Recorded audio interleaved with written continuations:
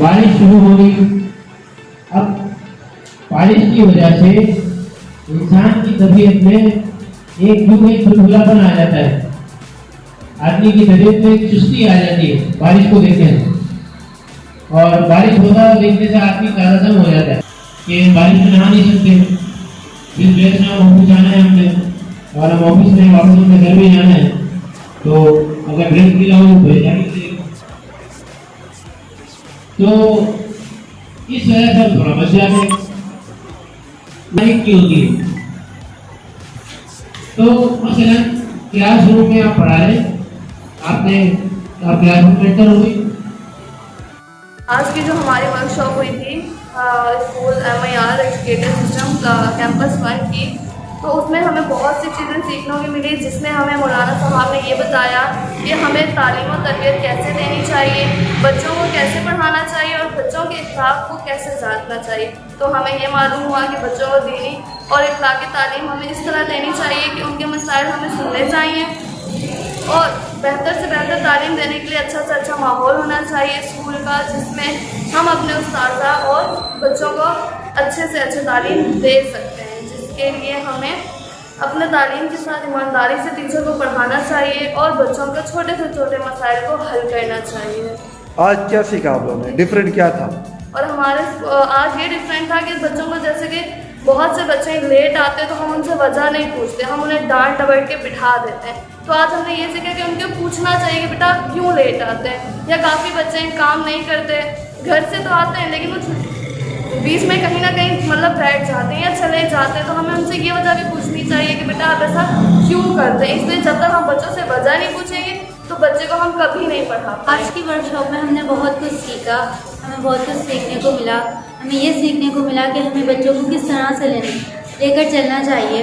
हमें नबी करीम सल्लल्लाहु अलैहि वसल्लम की ज़िंदगी के बारे में पता चला कि वो सहाबा को कैसी तरबियत देते थे, अब वो किस तरह के उस्ताद थे, इसलिए कि हम भी उनसे सीखें कि वो किस तरह के उस्ताद थे।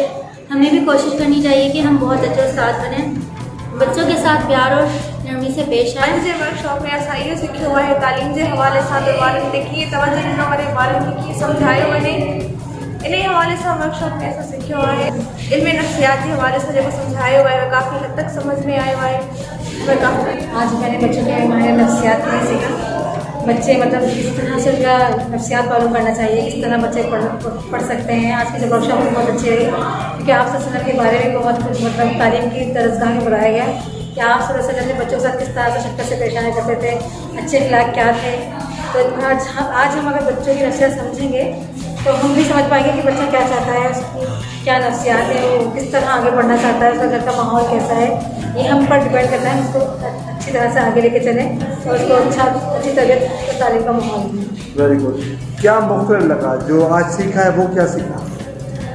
आज ये सीखा कि बच्चे जो हैं वो मतलब बिल्कुल सबके माइंड जो है अलग अलग होते हैं, तमाम बच्चे एक जैसे नहीं हैं। कोई बच्चा बिल्कुल अलग सोचता है, कोई बच्चा बहुत अच्छा सोचता है, कोई बच्चा नहीं चाहता कि मैं नहीं पढ़ूँ और उसका दिल नहीं है पढ़ने का, लेकिन उसको भी पढ़ाना हमें चाहिए कि हम आपके सल्लल्लाहु की तालीम पर अमल करें, तो उसको तालीम की तरफ लेकर आएँ, वो नमाज हो, कुरान हो, जो भी। आज की वर्कशॉप कैसी लगी आपको? आज की वर्कशॉप बहुत अच्छी थी, तालीमी माहौल से, तरबियत से, हर चीज़ से बहुत ज़बरदस्त थी। आज आपने क्या सीखा वर्कशॉप?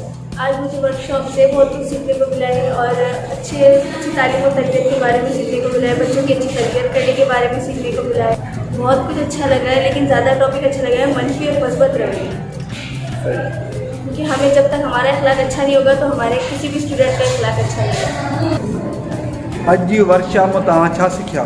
कि ॿारनि खे कीअं पढ़ाइणु खपे, ॿारनि खे छा कयो, ॿारनि खे जॾहिं स्कूल लेट अचायो, ॿार छो लेट अचे थो, तव्हांजो मसइलो छा आहे, पहले उनखे रीज़न पुछो तव्हांजो कहिड़ो मसइलो आहे। ॿार खे कीअं ॿार इस क्लास में अचे, ॿार कैसे बच्चों के साथ पेश आना चाहिए, बच्चा किस माइंड का है, क्योंकि हर बच्चा एक जैसा नहीं होता है। इसलिए हमें सबसे पहले बच्चे को देखना चाहिए कि उसका जहनी नफ्सियात कैसे, लेट क्यों आया, उसके घर में कोई प्रॉब्लम तो नहीं है। इसीलिए उससे पहले बैठा के आराम से तसल्ली से हमें उस बच्चे से पूछना चाहिए, बेटा आप लेट क्यों आए हो। अगर वो बच्चा हमें रीज़न बताता है और हमें पता चल जाता है कि इसकी ये वजह है, फिर हम उसको सॉल्व अगर करना चाहें तो हम कर सकते हैं। इसी वजह से हमें पहले बच्चों को समझना चाहिए, ये बहुत अच्छी बात है और हमें बच्चों की तरबियत भी करनी चाहिए और उनका अखलाक भी जांचना चाहिए। आज के वर्कशॉप में अल्हम्दुलिल्लाह हमें बहुत कुछ सिखाया गया है कि बच्चों के साथ कैसे पेश आना चाहिए, उनकी जहनी नफ्सियात क्या है, हमें उनकी जहनी नफ्सियात को मद्देनज़र रखते हुए उनके साथ किस तरीके से पेश आना चाहिए। अगर बच्चे क्लास में एक्टिव नहीं है, उनके अंदर किस तरीके से दिलचस्पी पैदा करना है। अगर बच्चे सुस्त हैं तो उन्हें इस तरह की एक्टिविटीज़ में इन्वॉल्व करना चाहिए कि वो अपने अंदर चुस्ती पैदा करें। उसके अलावा अगर बच्चों की अखलाकी तरबियत में हमें तवज्जो देनी चाहिए। और कुछ बच्चे क्लास में खेलते हैं कूदते हैं, टीचर्स को भी परेशानी होती है और हमें उनको इस तरह सिखाना चाहिए कि ना उनसे टीचर परेशान हो ना बच्चा, क्योंकि खेल में ही टीचर उनका सबक सिखा सकती हैं।